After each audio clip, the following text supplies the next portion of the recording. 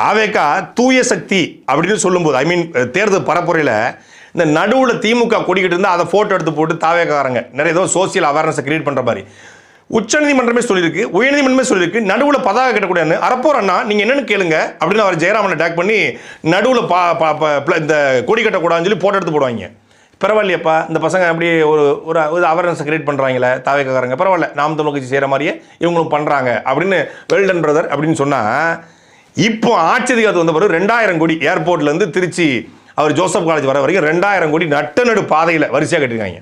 நாம் தமிழ் கட்சி மாநாட்டுக்கு நாங்கள் கொடி கட்டணும், சாலையினுடைய 2 பக்கம் கட்டணும். இப்படி நடுவில் ஒரு கொடி கீழே விழுந்தால் கூட அது ஒரு பைக்கில் வந்து அவன் மேலே அடிபட்டு கீழே விழுக்கிற வாய்ப்பு இருக்குது. அப்படி தமிழ்நாட்டில் எத்தனை விபத்து நடந்து மரணம் நிகழ்ந்துருக்கிறது. அப்போ திமுக செய்த அந்த நடுவில் கொடி கட்டுற பழக்கத்தையே பிரம்மாண்டத்தை நீங்களும் செய்வீங்க அப்படின்னா என்ன மாற்றம், என்ன தூய சக்தி? அதே போல் அந்த ஜோசப் காலேஜுடைய வளாகம் முழுக்க எப்படி வச்சாலும் ஒரு 2000 வாழை குலைக்காத, அதை குலைச்சி பழுக்காத வாழைத்தார்கள் வரிசை அடுக்கப்பட்டிருக்கு. அந்த வாழைத்தார்னால என்ன நடந்துடும்?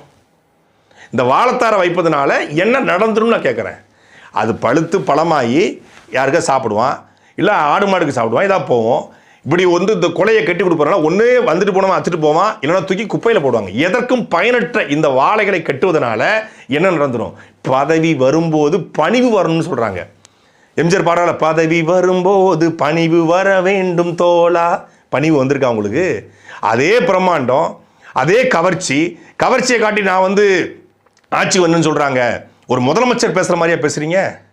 பதவி காட்டுவது கவர்ச்சியை காட்டி மக்கள் ஓட்டு போட்டான்னு சொல்கிறாங்க. கவர்ச்சியை காட்டுக்கு நான் என்ன, அது என்ன நான் என்ன அப்படின்னு விடுறாப்புல. என்ன நான் என்னன்னா, நான் என்ன கவர்ச்சி நடிகையா, நான் என்ன சில்க் சுமிதாவா, நான் என்ன சன்னி லியோனா, அதானே அர்த்தம். கவர்ச்சியை காட்டுறதுக்கு நான் என்ன அப்படின்னா நான் என்ன அப்போ அதுக்கு நாங்கள் என்ன ஃபில் பண்ணிக்கிறது? ஃபில்லிங் த பிளாங்க்ஸில் நாங்கள் என்ன போடுறது? இந்த மாதிரி இப்போ தக்குறி நீங்கள் மக்களை சொன்னீங்க, இது எனக்கு வந்துடும் நல்லா வாயில்.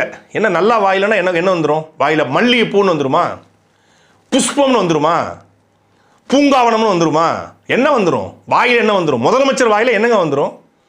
சார் நீங்கள் ஒரு சிஎம், நீங்கள் ஒரு முதலமைச்சர்.